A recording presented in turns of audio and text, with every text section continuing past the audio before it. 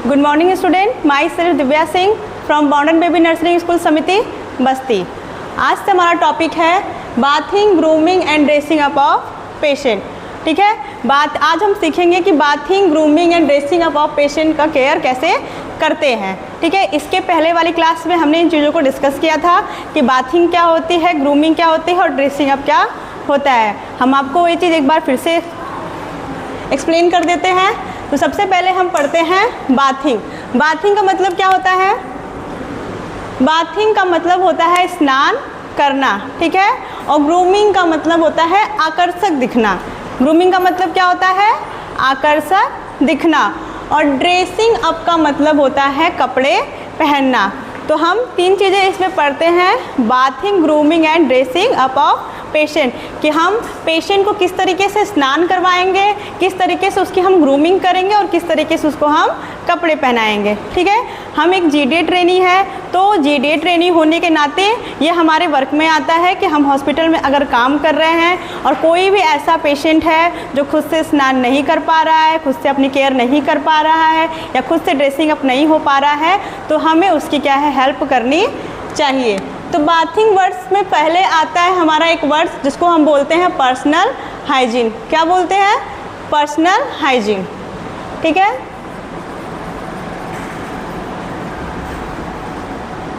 ठीक है, तो पर्सनल हाइजीन। तो सबसे पहले हम पूछेंगे कि पर्सनल हाइजीन होता क्या है।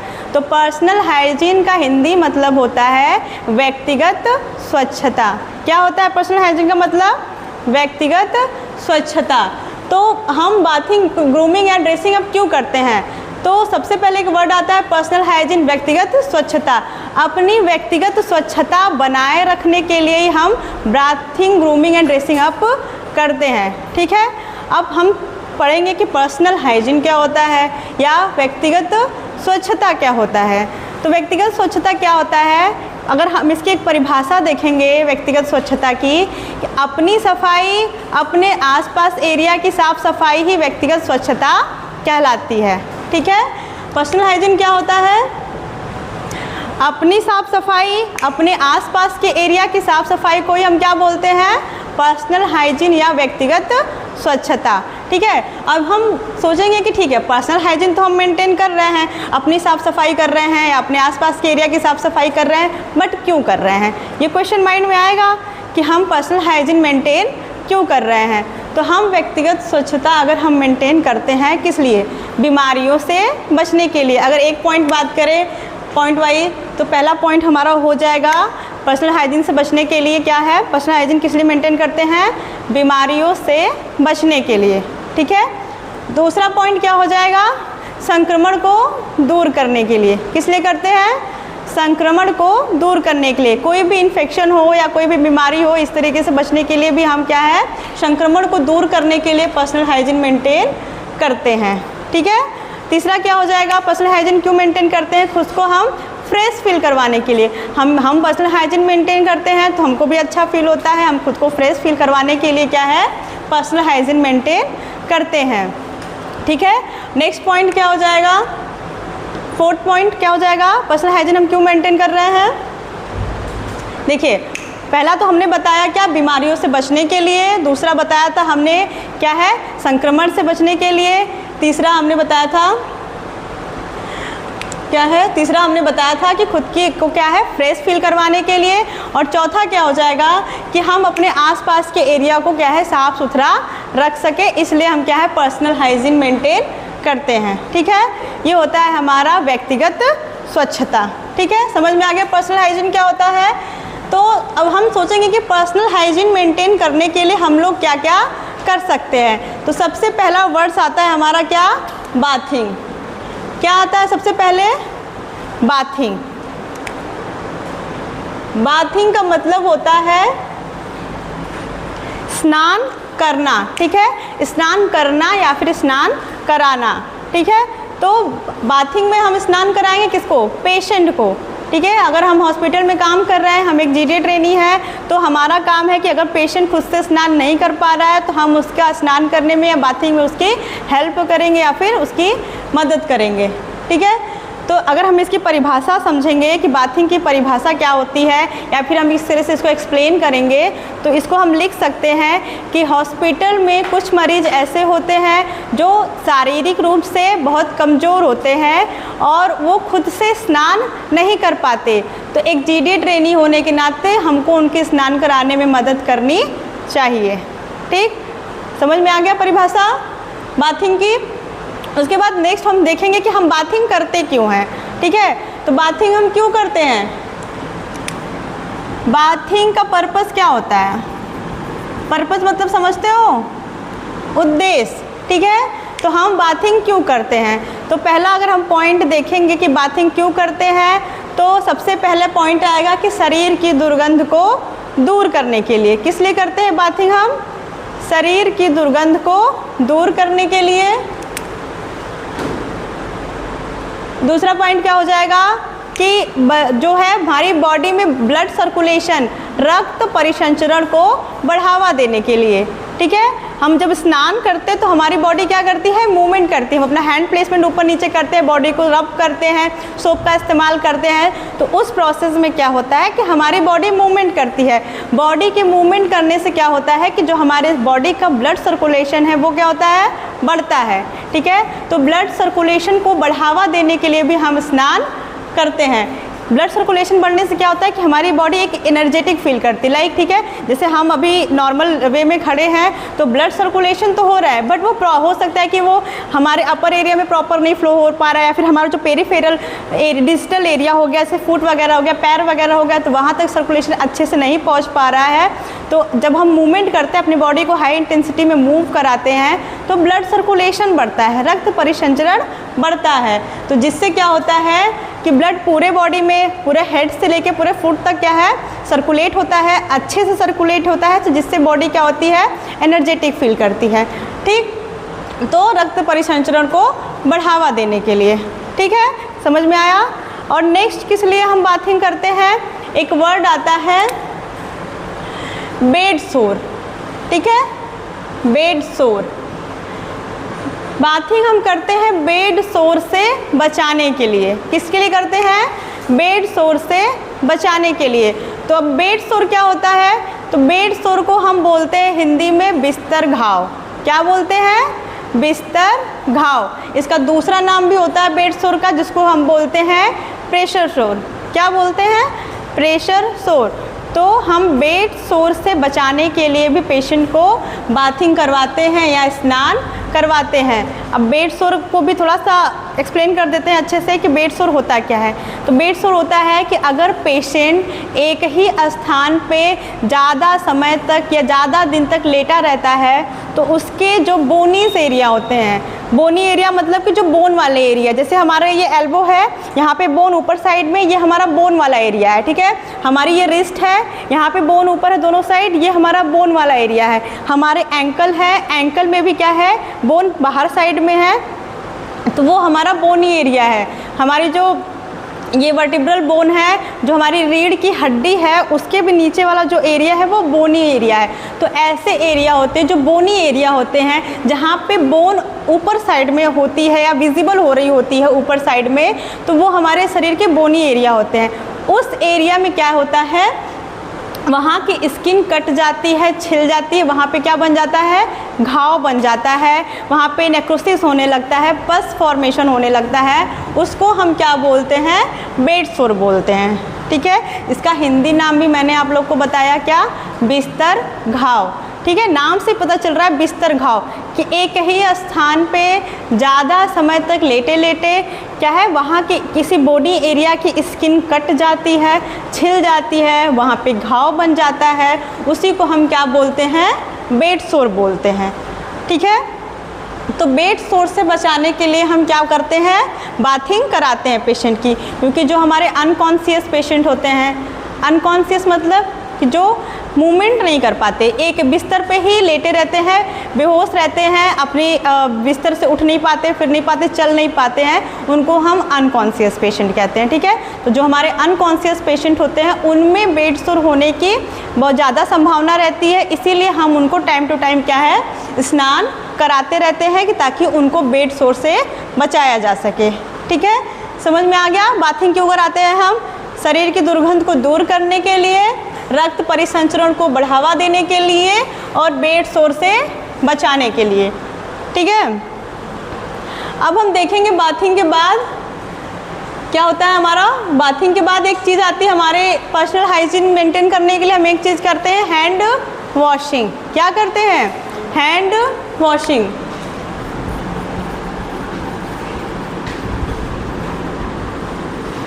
ठीक है, तो हैंड वॉशिंग, हैंड वॉशिंग क्या होता है? हैंड वॉशिंग का हिंदी मतलब होता है हाथों को धोना। ठीक है, अब हाथ तो सभी लोग धुलते हैं, अब ये भी, बट हम यहाँ पे सीखेंगे कि हैंड वॉशिंग होता क्या है और हैंड वॉशिंग कितने टाइप का होते हैं, और इफ़ेक्टिव हैंड वॉशिंग, ऐसी हैंड वॉशिंग जो इफ़ेक्टिव रहे, उसके लिए हम क्या क्या कर सकते हैं या किस स्टेप फॉलो करेंगे कि प्रॉपर हम हैंड वॉशिंग कर पाएंगे।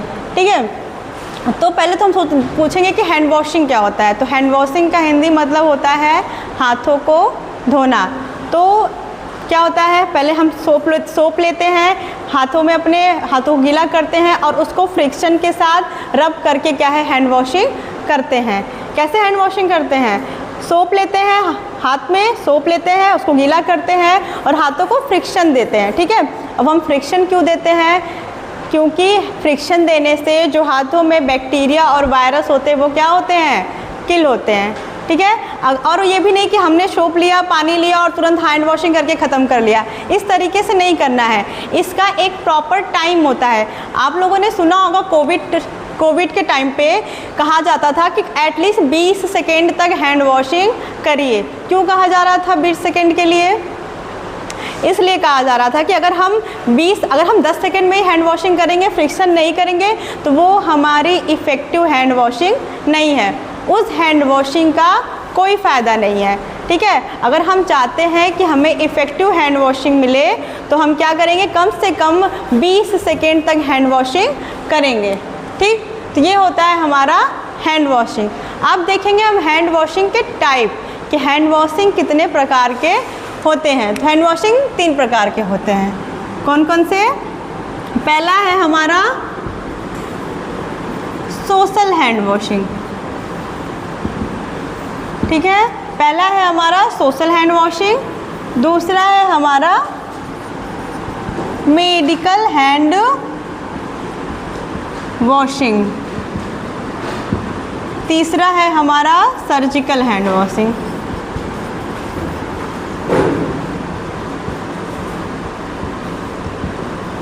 हैंड वॉशिंग 3 प्रकार की होती है, social hand washing, medical hand washing और सर्जिकल हैंड वॉशिंग। ठीक है, तो अब हम सबसे पहले पढ़ेंगे इसमें क्या? Social hand washing. तो सोशल हैंड वॉशिंग क्या होती है कि जो हम अपने कॉमन लाइफ में या जो हम अपने निजी जीवन में जो भी हैंड वॉशिंग करते हैं, खाना खाने से पहले, खाना खाने के बाद या फिर नॉर्मली हैंड वॉशिंग करते हैं, उसको हम बोलते हैं सोशल हैंड वॉशिंग। जो नॉर्मल लाइफ में हैंड वॉशिंग इस्तेमाल करते हैं, ठीक है, वो हैंड वॉशिंग कितनी देर तक हम करते हैं? 10 से 20 सेकेंड। कितनी देर करते हैं? 10 से 20 सेकेंड में। ठीक है, जो सोशल हैंड वॉशिंग है तो वो हम कितने देर में करेंगे? 10 से 20 सेकेंड में। ठीक है, सोप लिया, पानी लिया और फ्रिक्शन के साथ हैंड वॉशिंग करी, 20 सेकेंड तक हैंड वॉशिंग फिनिश। ठीक है, तो वो हो गया हमारा social hand washing. Like normal हम स्कूल में, कॉलेज में, ऑफिस में, घर में, खाना खाने से पहले, खाना खाने के बाद या फिर कोई काम करने से पहले जो हैंड वॉशिंग करते हैं वो हमारी कौन सी हैंड वॉशिंग होती है?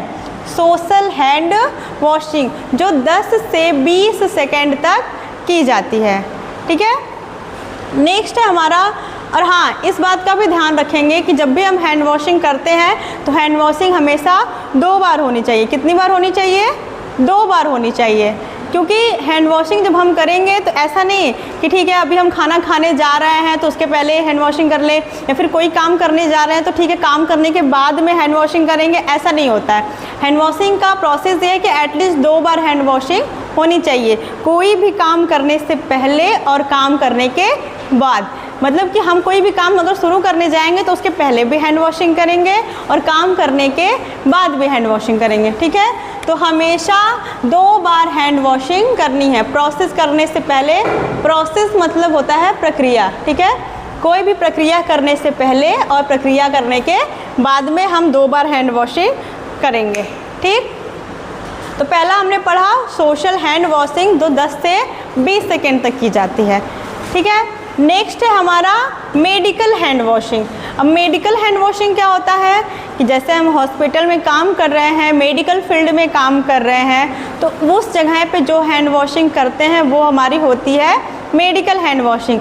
ये जो दोनों हैंड वॉशिंग है, मेडिकल और सर्जिकल, ये दोनों हैंड वॉशिंग हमेशा हम हॉस्पिटल में इस्तेमाल करते हैं। ठीक है, ये दोनों हैंड वॉशिंग हम हॉस्पिटल में यूज करते हैं। तो पहला है हमारा मेडिकल हैंड वॉशिंग, मतलब कि हॉस्पिटल में कार्य करने के दौरान जो हैंड वॉशिंग हम करते हैं उसको हम क्या बोलते हैं, मेडिकल हैंड वॉशिंग। और यह हैंड वॉशिंग 30 से 40 सेकेंड तक की जाती है। ठीक है, मेडिकल हैंड वॉशिंग कितनी देर तक की जाती है, 30 से 40 सेकेंड तक। ड्यूरेशन बढ़ रहा है बच्चों।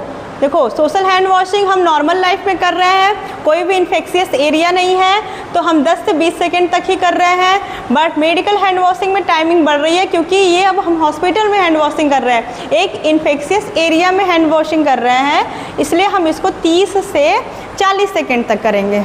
ठीक है, और मेडिकल हैंड वॉशिंग हम कब कब कर सकते हैं, जैसे हम हॉस्पिटल में काम कर रहे हैं तो हम वहाँ पे क्या क्या काम करते हैं, पेशेंट केयर करते हैं। सबसे पहले हम स्टार्ट करते हैं क्या है, जो भी मेडिकल से रिलेटेड वेस्ट होते हैं उसको डिस्कार्ड करते हैं, बेड मेकिंग करते हैं, पेशेंट की केयर करते हैं, पेशेंट का मेडिकेशन करते हैं।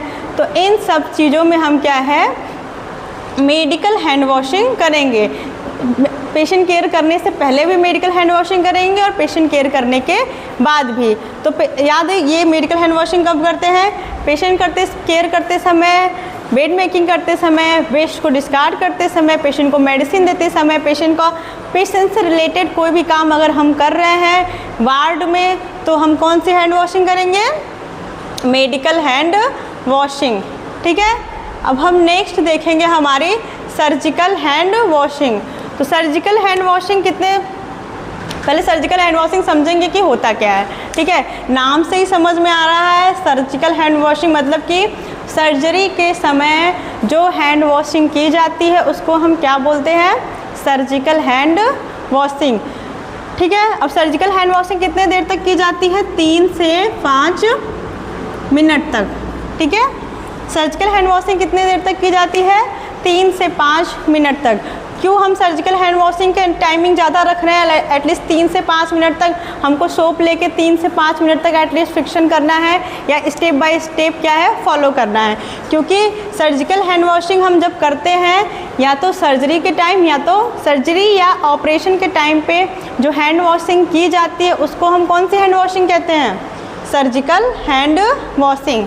ठीक है, अब सर्जरी या ऐसा ज़रूरी नहीं है कि जब हम सर्जिकल हैंड वॉशिंग करें तो वो सर्जरी या ऑपरेशन, लाइक कि हम ओटी में ऑपरेशन करने जा रहे हैं तभी हम सर्जिकल हैंड वॉशिंग करेंगे, नहीं, ऐसा नहीं है। हम ओटी से बाहर अगर पेशेंट की वुंड केयर कर रहे हैं, पेशेंट की ड्रेसिंग कर रहे हैं, या उसकी कोई भी खुली चोट है या फिर उसका कोई ओपन वुंड है, तो उस एरिया में भी अगर हम पेशेंट की ट्रीटमेंट कर रहे हैं तो उस टाइम पे भी हम कौन सी हैंड वॉशिंग करेंगे, सर्जिकल हैंड वॉशिंग। क्यों करेंगे हम, क्योंकि जब ओपन वुंड होता है, कोई खुली चोट होती है, तो क्या है, वो पेशेंट का ओपन एरिया रहता है, खुला हुआ एरिया रहता है। ठीक है, घाव जो है उसका वो ओपन है, वो उसके बॉडी के इंटरनल एरिया से कनेक्ट है। तो आपके हाथ अगर आपने हैंड वॉशिंग नहीं की है, आपने ऐसे ही उसकी ड्रेसिंग कर दी या ऐसे ही उसका ट्रीटमेंट कर दिया, तो इन्फेक्शन फैलने का खतरा है और बॉडी के अंदर तक इन्फेक्शन जाएगा। ठीक है, तो इसीलिए जब हम सर्जिकल हैंड वॉशिंग करते हैं तो हम 3 से 5 मिनट तक के टाइम तक हैंड वॉशिंग करते हैं, ताकि जब हम पेशेंट की ड्रेसिंग कर रहे हों, या उसका ऑपरेशन कर रहे हो, या सर्जरी कर रहे हैं, या उसकी किसी खुली चोट पे काम कर रहे हैं, तो हम सर्जिकल हैंड वॉशिंग करके जाएं और इन्फेक्शन फैलने से रोकें। तो सर्जिकल हैंड वॉशिंग जो है वो 3 से 5 मिनट तक की जाती है, वो भी स्टेप बाय स्टेप। ठीक, तो हैंड वॉशिंग के कितने स्टेप होते हैं, टोटल 7 स्टेप होते हैं। कितने स्टेप होते हैं, टोटल 7 स्टेप होते हैं। इफ़ेक्टिव हैंड वॉशिंग को करने के लिए हमको step by step hand washing करनी होती है। ऐसा नहीं कि सोप और साबुन लेके हम क्या है हाथों को 20 सेकेंड तक रब करके अगर हाथ धुल लेंगे तो हैंड वॉशिंग हो जाएगी, नहीं। अगर हम चाहते हैं कि प्रॉपर इफ़ेक्टिव हैंड वॉशिंग हो, एक इफ़ेक्टिव सर्जिकल हैंड वॉशिंग के लिए हमको प्रॉपर 7 स्टेप फॉलो करने पड़ते हैं, ठीक है। हम 7 स्टेप देखेंगे कि 7 स्टेप हैंड वॉशिंग करते कैसे हैं, ठीक है। कि स्टेप बाय अगर हमें कहीं भी हम हॉस्पिटल वगैरह में काम कर रहे हो, अगर हमको हैंड वॉशिंग करनी हो तो हम किस तरीके से हैंड वॉशिंग कर पाएंगे। और सर्जिकल हैंड वॉशिंग, एक बात का और ध्यान रखना बेटा कि जब हम सोशल हैंड वॉशिंग करते हैं, मेडिकल हैंड वॉशिंग करते हैं तो हम नॉर्मल सोप और वाटर का प्रयोग करते हैं, बट जब हम सर्जिकल हैंड वॉशिंग करते हैं तो हम एंटीसेप्टिक सोल्यूशन का इस्तेमाल करते हैं। किसका इस्तेमाल करते हैं? Antiseptic solution. अब एंटीसेप्टिक सोल्यूशन क्या होता है? जैसे हमारे सेवलॉन हो गया, डेटॉल हो गया, लाइजॉल हो गया, ये सब क्या है? एंटीसेप्टिक सोल्यूशन है। तो नॉर्मल सोशल में और मेडिकल में क्या है, हम सोप और वाटर का इस्तेमाल करेंगे, बट हम जब सर्जिकल हैंड वॉशिंग करेंगे तो एंटीसेप्टिक सोल्यूशन का इस्तेमाल करेंगे, ठीक। इतना समझ में आ गया? फिर से एक बार हम रिपीट कर दे रहे हैं। पर्सनल हाइजीन हमने सबसे पहले पढ़ा। पर्सनल हाइजीन का मतलब होता है व्यक्तिगत स्वच्छता, कि अपनी साफ़ सफाई, अपने आसपास के एरिया की साफ़ सफाई को हम पर्सनल हाइजीन बोलते हैं। पर्सनल हाइजीन मेंटेन करने के लिए हम लोग क्या क्या करते हैं? तो पहले हमने पढ़ा था बाथिंग। बाथिंग मतलब होता है स्नान करना, कि स्नान करे, पेशेंट को स्नान कराने में आप हेल्प करोगे, ठीक है। नेक्स्ट हम पढ़ रहे थे हैंड वॉशिंग। हैंड वॉशिंग का मतलब होता है हाथों को धोना। तो हैंड वॉशिंग में क्या करेंगे हम? Social hand washing, medical hand washing और सर्जिकल हैंड वॉशिंग, इसके 3 टाइप्स होते हैं। हमने पढ़ा सोशल हैंड वॉशिंग, जो हम नॉर्मल लाइफ में हैंड वॉशिंग करते हैं वो हमारा होता है सोशल हैंड वॉशिंग। दूसरा है हमारा मेडिकल हैंड वॉशिंग, लाइक जो मेडिकल फील्ड में या हॉस्पिटल में किसी तरीके का ट्रीटमेंट करने से पहले हैंड वॉशिंग करते हैं, वो होता है हमारा मेडिकल हैंड वॉशिंग। लास्ट था हमारा सर्जिकल हैंड वॉशिंग। ऑपरेशन या सर्जरी करने से पहले और बाद में जो हैंड वॉशिंग करते हैं वो होता है हमारा सर्जिकल हैंड वॉशिंग, ठीक है। अब हमने बताया था कि सर्जिकल हैंड वॉशिंग के लिए हम टोटल कितने स्टेप फॉलो करते हैं? 7 स्टेप। तो अब हम लोग 7 स्टेप सीखेंगे कि कैसे हैंड वॉशिंग करते हैं 7 स्टेप में।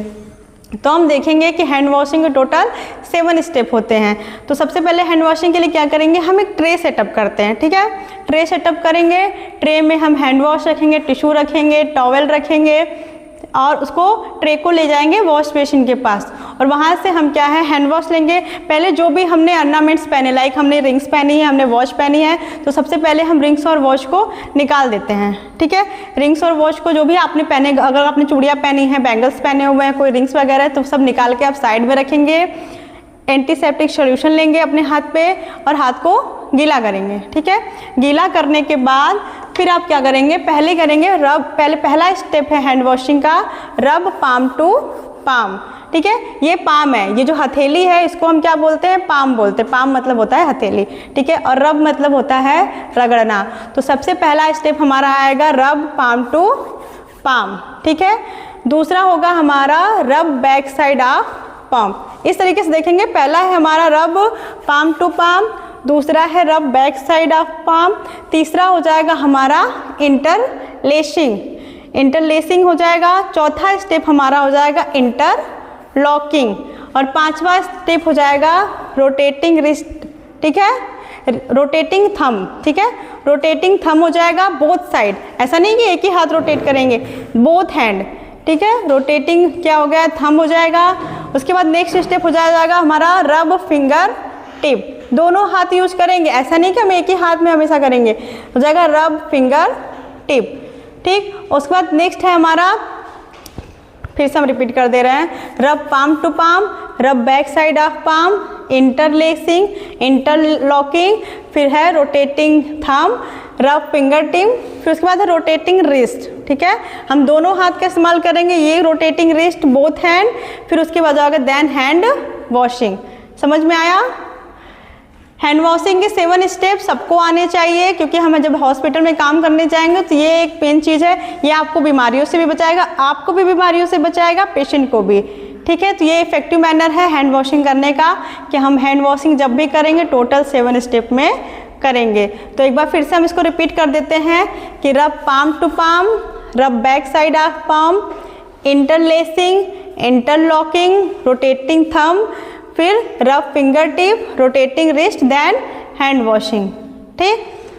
और एक चीज़ का और ध्यान रखोगे कि जब हम सर्जिकल हैंड वॉशिंग करते हैं तो जब हम रिस्ट रोटेटिंग रिस्ट करने के बाद या हैंड वॉशिंग करने के बाद अपने हैंड को क्या है हम इसी तरीके से एयर में रख के सुखाते हैं और हाथ को इसी तरीके से अपने क्या है वेस्ट लेवल से ऊपर रखते हैं। कभी भी हम हैंड वॉशिंग के बाद अपना हाथ नीचे नहीं रखते हैं। क्यों नीचे नहीं रखते हैं? क्योंकि अगर हम हैंड वॉशिंग के बाद हाथ अपना नीचे रखेंगे तो हो सकता है कि हमारा हाथ हमारे ड्रेस से टच हो जाए, किसी भी कॉर्नर से या किसी भी सरफेस से टच हो जाए। तो टच हो जाएगा तो क्या हो जाएगा कि हाथ फिर से गंदा हो जाएगा या फिर से कंटामिनेटेड हो जाएगा, तो फिर से हमको हैंड वॉशिंग करने की ज़रूरत पड़ सकती है।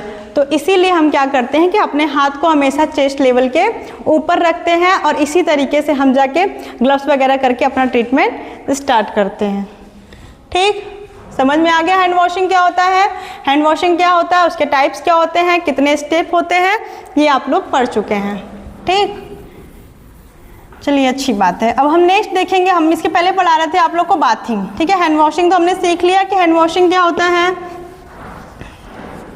उसके बाद हम आप लोग पहले पढ़ रहे थे क्या, बाथिंग। हमने पढ़ लिया था कि बाथिंग होता क्या है, बाथिंग करते क्यों हैं। अब हम इसमें पढ़ेंगे कि बाथिंग के टाइप्स क्या होते हैं, कि बाथिंग कितने प्रकार का होता है। तो बाथिंग हमारा होता है 4 प्रकार का। कितने प्रकार का होता है? 4 प्रकार का। हम इसको भी समझ लेंगे कि बाथिंग 4 प्रकार का होता है। कौन सी बाथिंग कैसे करते हैं, या पेशेंट को स्नान कराना होगा तो हम हॉस्पिटल में प्रायोरिटी सेट करके किस तरीके से स्नान कराएंगे। तो पहला बाथिंग का टाइप जो होता है वो होता है शावर और टब बाथ। पहली बाथिंग कौन सी होती है? शावर और टब बाथ। दूसरा कौन सा होता है? Full bed bath. ठीक, तीसरा है हमारा लिमिटेड बेड बाथ। ठीक है बच्चों, चौथा टाइप हमारा होता है स्टिच बाथ। ठीक है, ये होते हैं हमारे बाथिंग के टाइप, स्नान कराने के प्रकार, कि हम किस किस तरीके से पेशेंट को स्नान करा सकते हैं। तो पहला हमारा है शावर और टब बाथ, दूसरा है फुल बेड बाथ, तीसरा है लिमिटेड बेड बाथ और चौथा है स्टिच बाथ। ठीक है, तो हम इसको एक एक करके एक्सप्लेन करेंगे कौन सी बाथिंग कैसे होती है और हम किस तरीके से पेशेंट को स्नान करा सकते हैं। तो पहला है हमारा शावर और टब बाथ। इसमें क्या करते हैं शावर और टब बाथ में कि इसमें पेशेंट क्या है खुद से स्नान करने में सक्षम है। हमने बाथिंग की परिभाषा में पढ़ा था कि हम पेशेंट को स्नान कब कराएंगे, जब वो शारीरिक रूप से कमज़ोर है, खुद से स्नान नहीं कर पाएगा तो हम उसकी हेल्प करेंगे स्नान करने में। बट पहले टाइप में क्या होता है शावर और टब बाथ में कि पेशेंट क्या है खुद से स्नान करने में सक्षम है, वो वॉशरूम तक जाके खुद से स्नान कर सकता है। ठीक है, तो आपका काम क्या है कि आप उसको सिर्फ गाइड करेंगे। ठीक है, आप एक जीडी ट्रेनी हैं तो आप पेशेंट को सिर्फ गाइड कर सकते हैं, बता सकते हैं, पेशेंट खुद से जाके स्नान करेगा। तो आप उसको क्या गाइड कर सकते हैं, लाइक कि पेशेंट अगर हॉस्पिटल में एडमिट है तो जाहिर सी बात है कि उसको कैनुला लगा होगा, कैनुला नहीं लगा होगा, कैनुला मतलब कि वेन प्लान जो होता है जिससे मेडिकेशन होता है उसको कैनुला बोलते हैं। ठीक है, तो उसको कैनुला लगा हो सकता है, या फिर फ्रैक्चर का पेशेंट है तो प्लास्टर वगैरह लगा हो सकता है, या फिर उसको कहीं बैंडेज लगा हो सकता है, कॉटन लगा हो सकता है। तो आप बस उसको गाइड कर सकते हैं कि आप स्नान करने तो जा रहे हैं, बट अगर आप स्नान करिएगा तो इन सब चीज़ों को बचाते हुए स्नान करिएगा। लाइक आपका कैनुला नहीं भीगना चाहिए, आपका जो कॉटन है, जो बैंडेज आपको लगा हुआ है वो नहीं भीगना चाहिए, कोई भी चोट अगर लगी है बॉडी में तो उसको बचाते हुए आप अच्छे से स्नान करिएगा। आप सिर्फ पेशेंट को गाइड करेंगे। ठीक है बच्चों, ये होता है हमारा शावर और टब बाथ। अगर आसान भाषा में समझे, परिभाषा इसकी देखें तो हम कह सकते हैं कि शावर और टब बाथ में पेशेंट खुद से स्नान करने में सक्षम होता है, बस एक जीडी ट्रेनी होने के नाते आपको उसको गाइड करने की ज़रूरत है। ठीक, ये होता है हमारा शावर और टब बाथ। नेक्स्ट है हमारा फुल बेड बाथ। नाम से ही समझ में आ रहा है full bed bath. Full bed bath का मतलब होता है कि पूरी तरीके से ही बिस्तर पे स्नान कराना, बेड पे ही पेशेंट का स्नान कराना। अब फुल बेड बाथ हम किन पेशेंट को देंगे? ऐसे पेशेंट जो अपने बिस्तर से एकदम नहीं उठ पाते हैं या बिस्तर पे ही लेटे रहते हैं। अब ऐसे कौन से पेशेंट होते हैं जो बेड से नहीं उठ पाएंगे? सबसे पहले आते हैं हमारे अनकॉन्शियस पेशेंट, ठीक है। अनकॉन्शियस मैंने पहले भी बताया कि अनकॉन्शियस मतलब कि जो बेहोश होते हैं, ठीक है, जिनमें कोई चेतना नहीं होती, जो होश में नहीं होते, उनको हम अनकॉन्शियस बोलते हैं। 2 वर्ड आते हैं, 3 वर्ड आते हैं एक्चुअली। एक होता है अनकॉन्शियस, दूसरा होता है कॉन्शियस, तीसरा होता है सबकॉन्शियस, ठीक है। जब अनकॉन्शियस की बात आए तो समझ लेना कि बेहोश पेशेंट की बात हो रही है, जिनको कोई होश नहीं है, जिनको कुछ पता नहीं है, वो पूरी तरीके से बेहोश है, उनको हम अनकॉन्शियस बोलते हैं।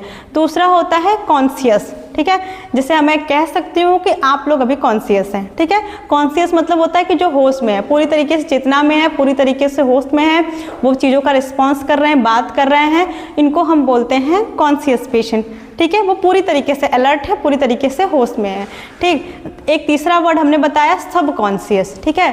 सबकॉन्शियस क्या होता है कि सबकॉन्शियस जो पेशेंट होते हैं ना, वो तो पूरी तरह से बेहोश होते हैं ना, तो पूरी तरीके से होश में रहते हैं, वो मिड में रहते हैं। लाइक हो सकता है कि वो आपकी कुछ कुछ बातों का रिस्पांस करें या कोई बॉडी मूवमेंट करे, कोई ना करे, आधी बातों का रिस्पांस करे, आधी बातों का ना करे, उनका हाथ रिस्पांस कर रहा है बट पैर रिस्पांस नहीं कर रहा है बस, या फिर सिर्फ आंखें रिस्पांस कर रही हैं। तो ये होते हैं हमारे सबकॉन्शियस पेशेंट, कि ना तो वो पूरी तरीके से बेहोश हुए हैं, ना तो वो पूरी तरीके से होश में ही हैं, ठीक। ये 3 वर्ड होते हैं। तो फुल बेड बाथ हम किसके लिए करते हैं? क्या है? अनकॉन्शियस पेशेंट, जो बेड पे ही लेटे रहते हैं, खुद एकदम बेड से उठ नहीं सकते, हिल डुल नहीं सकते, उन पेशेंट के लिए। दूसरा होता है हमारा फ्रैक्चर के पेशेंट। फ्रैक्चर समझते हो? जिनके हाथ पैर टूट जाते हैं, हाथ पैर टूट गया पेशेंट का तो वो भी बेड से नहीं उठ पाएगा, या अगर उठ भी सकता है फिर भी डॉक्टर्स क्या बोलते हैं कि बॉडी मूवमेंट्स नहीं करानी। मूवमेंट कराने से क्या होता है कि रिकवरी में प्रॉब्लम आती है, ठीक है। तो इसलिए उसको क्या कराएंगे हम? फुल बेड बाथ कराएंगे, मतलब कि पेशेंट को बेड पे ही लेटे लेटे उसको स्नान कराएंगे, ठीक है। ये होता है हमारा फुल बेड बाथ, पूरी तरीके से बेड पे ही स्नान कराना। नेक्स्ट है हमारा लिमिटेड बेड बाथ, ठीक है। लिमिटेड बेड बाथ का हिंदी मतलब होता है आंशिक स्नान। आंशिक स्नान मतलब कि उसको पूरी तरीके से स्नान नहीं कराना, स्नान तो कराना है बट आंशिक स्नान कराना है। अब आंशिक स्नान हम कैसे कराएंगे पेशेंट को? तो लिमिटेड बेड बाथ क्या होता है? आंशिक स्नान कि हम पेशेंट को सिर्फ तौलिया से, कोई एक तौलिया लेंगे, स्पॉन्ज क्लॉथ लेंगे या कोई तौलिया लेंगे, पानी में डिप करेंगे, उसको निचोड़ के पेशेंट की पूरी बॉडी को पोंछते हैं हम अच्छे से, ठीक है। लाइक उसका हाथ हो गया, फेस हो गया, ट्रंक वाला एरिया हो गया, पैर हो गया, ये सब एरिया को हम कपड़ा भिगा के पोंछते हैं, उसको हम बोलते हैं क्या है? लिमिटेड बेड बाथ, ठीक है। तो लिमिटेड बेड बाथ का मतलब क्या होता है? आंशिक स्नान, मतलब कि पेशेंट को हम ना तो पूरी तरीके से स्नान कराएंगे, उसको बस हम कपड़ा भिगा के उसके बॉडी एरिया को पोंछ के साफ करेंगे, क्लीन करेंगे, तो इसको हम बोलते हैं लिमिटेड बेड बाथ या फिर आंशिक स्नान, ठीक है बच्चों। नेक्स्ट है हमारा स्टेज बाथ। अब स्टेज बाथ क्या होता है? स्टेज बाथ का मतलब होता है कि पेशेंट क्या करता है कि स्टेज बाथ में कि एक बड़ा सा टब लेता है, उसमें गुनगुना पानी भरता है और उसमें अपने पेरिनियम एरिया को डुबो के 10 से 20 मिनट तक बैठा रहता है उसमें, ठीक है, जिसको हम बोलते हैं स्टेज बाथ, ठीक है। तो अब पेरिनियम एरिया, एक वर्ड मैंने नाम लिया तुम लोग के यहाँ, पेरिनियम एरिया। तो पेरिनियम एरिया पहले समझेंगे क्या होता है। हमने तो आपको बता दिया कि पेशेंट पेरिनियम एरिया को टब में डुबा के 10 से 20 मिनट तक बैठता है, बट आपको पता भी होना चाहिए कि पेरिनियम एरिया होता क्या है। तो पेरिनियम एरिया उसके क्या होता है कि जहाँ से हम स्टूल पास करते हैं, जहाँ से यूरिन पास करते हैं, उसके बीच का या उसके आसपास का जो एरिया होता है उसको हम क्या बोलते हैं? पेरिनियम एरिया बोलते हैं, ठीक है। तो जहाँ से स्टूल पास करते हैं, जहाँ से यूरिन पास करते हैं, वो एरिया और उसके आसपास उसकी सराउंडिंग का जो भी एरिया है उसको हम क्या बोलेंगे टर्मिनोलॉजी में? Perineum area. तो पेशेंट क्या करेगा कि टब में पानी भर के गुनगुना पेरिनियम एरिया डुबो के 10 से 20 मिनट तक बैठता है, जिससे क्या होता है कि उस एरिया की अच्छे से सिकाई हो सके, ठीक है। अब स्टेज बाथ कौन से पेशेंट को देते हैं? तो स्टेज बाथ हम हमेशा उन पेशेंट को देते हैं जो पाइल्स के पेशेंट होते हैं, हेमोरॉइड्स के पेशेंट होते हैं, फिस्टुला के या फिशर के जो पेशेंट होते हैं, उनको हम कौन सा बाथ देते हैं? Stage bath. पाइल्स, हेमोरॉइड, बहुत कॉमन बीमारी है, आजकल हर दूसरे इंसान को है। तो वो क्या करते हैं, उनको स्टेज बाथ दिया जाता है ताकि जो उनका पेरिनियम एरिया उसकी सिकाई हो सके। सिकाई करने से क्या फ़ायदा होगा कि उस एरिया में जो भी स्वेलिंग है, जो भी रेडनेस है, जो भी ईचिंग है, वो क्या हो सके, दूर हो सके। ठीक है, तो हेमोरॉइड पाइल्स, अगर हिंदी में बात करें उसको तो हम बवासीर बोलते हैं। ठीक है, तो बवासीर के पेशेंट को हम स्टेज बाथ देते हैं।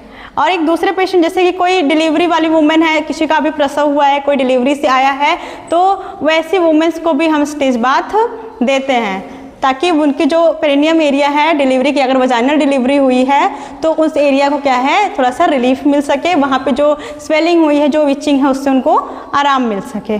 ठीक, समझ में आया सबको? बाथिंग, स्नान कराना, बाथिंग के 4 टाइप्स होते हैं, शावर और tub bath, full bed bath, limited bed bath और स्टेज बाथ।